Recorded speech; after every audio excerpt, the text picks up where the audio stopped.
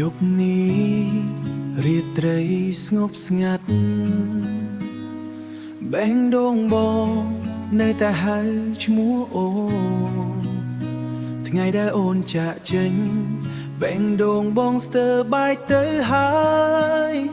ផ្លូវដែលធ្លាប់ដើរជាមួយឥឡូវគ្មានសំលេងសើ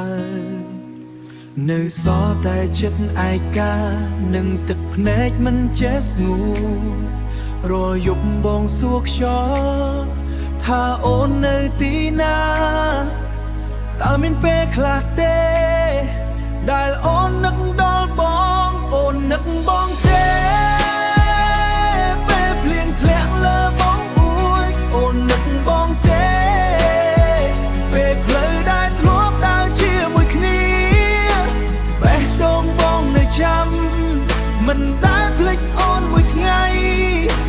ទូងអូនមានអ្នកថ្មីបងនៅតែស្រឡាញ់ដដែលបទចម្រៀងដែលអូនចូលចិត្តស្ដាប់ជាមួយបងនៅពេលយប់